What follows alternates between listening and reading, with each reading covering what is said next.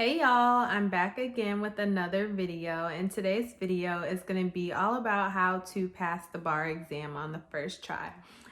I took the bar exam in July 2019, graduated in May 2019, so between May and July, all I did was study, and then I got my results back in October 2019 saying that I passed the bar. So if you want to learn some tips and tricks, stay tuned.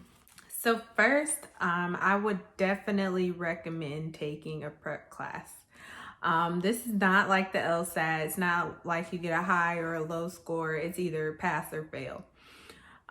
For the LSAT, I didn't take a prep course. I kind of just winged it, studied on my own, but the bar exam is definitely a totally different beast. The bar exam, it covers so many different topics. You're going to have constitutional law, you're going to have property, you're going to have family law, you're going to have the state versions of all of those. Then you're going to have the federal versions of all of those. So it's literally so much information within a short period of time that you're going to need someone to help you walk through it. There's so many different options for bar exam prep. There's Barbary, there's Kaplan. I'm sure there's many others. And if you're a law school rep, you can get those classes for free. So if finances are a struggle, there's plenty of options out there to try to get those fees waived for the courses. My next piece of advice would be don't study at home. I personally did not study at home. I don't think at all. I'm sure there's 1 or 2 days where I studied at home, but every day I would wake up and go to Emory, where I went to law school, to study. So I actually chose to do the in-person class. I'm not sure that that's an option right now because of the pandemic, but I chose to do an in-person class. So I had to be there at school every day at 9 a.m. And then we would do a lesson. The lesson would end about noon. I would go get some lunch or eat my lunch that I brought with me. And then I would walk across the street to the library and study there until about 5 p.m. At 5 p.m., I would go home. Some days I would study more, especially as it got closer to the exam. But other days I would just relax after I got home. When you're at home, you're just so comfortable. It's easy to start watching TV. It's easier to go get random snacks. So I think just having an environment where you're outside of your comfort zone is definitely helpful and definitely keeps you focused. The next thing that I did was I deleted all of my social media apps the day bar exam prep studied. So I deleted Instagram, Facebook, Twitter. I promise you won't miss out on anything. And if you don't want to fully delete them, maybe you make money from your social media accounts or something, you can always set daily timers. So that's something that I do now in my personal life, just so I'm not on social media all day. Is I'll set my cap for social media at 1 hour, and when I get to that 1 hour, the alert pops up on your phone saying you've reached your limit for the day. And so I think that's really good and really important because, as I'm sure you know, you can be scrolling on Instagram and 30 minutes goes by and you didn't even realize it. And with bar exam studying, every minute is valuable, especially as you get close to the exam. You don't want to be that person that's like, oh, I should have studied 30 extra minutes, learned one additional thing because you failed the exam by 1 point. My next tip is to use acronyms. So when you're in the bar exam study course, you'll learn a lot of different acronyms that the different professors teach you. I wish I could remember some, but they'll be like CATS, and CAT stands for this, or dogs, and dog stands for this. And me and my study partner, we came up with an acronym for literally everything that had a factor test. And so I just was like walking around in my materials. I had this sheet full of acronyms.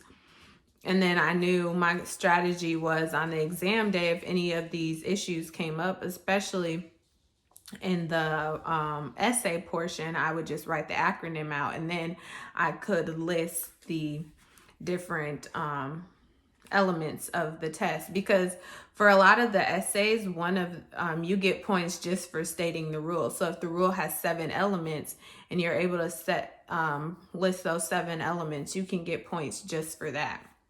My fifth piece of advice would be to use practice questions and do as many of them as you can. If you take a prep course, there will be plenty of practice questions in your materials that they gave you. You'll also have like practice tests throughout. But the importance of doing practice exams is just to make sure that you can apply the information that you're learning.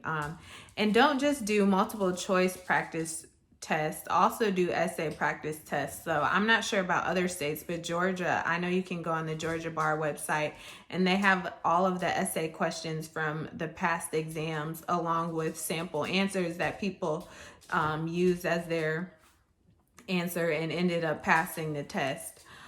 So I would do, like towards the end in the month of July, I would do at least 3 different essay topics a day.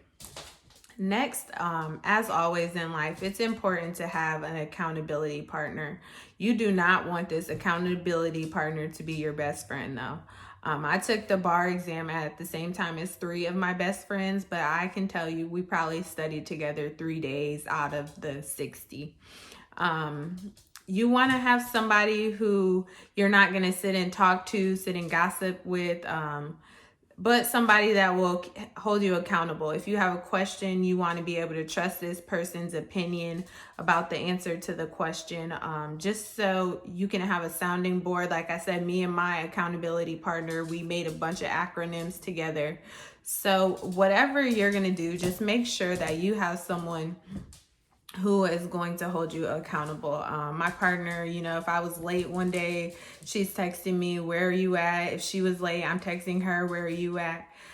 And it just like, if you want to go get food, at least you don't have to walk alone to get food. It's the small things. You know, they might bring snacks one day and you bring snacks the next day.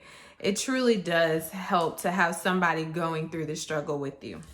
My next tip would be to not overwhelm yourself with additional materials. You're going to see a lot of people studying for the exam. They're going to be using Adaptabar. They're going to be using flashcards. There's so many different materials out there.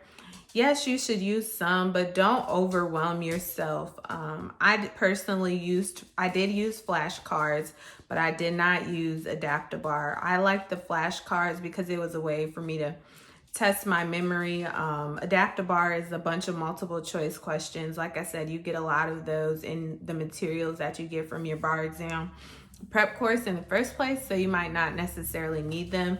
And you don't want to go spending a bunch of extra money on stuff during the time you're studying for the bar. You probably won't have a job. You probably won't have any income. Yes, you want to study a lot, but you don't want to do too much to the point where you stress yourself out or you burn out before exam day.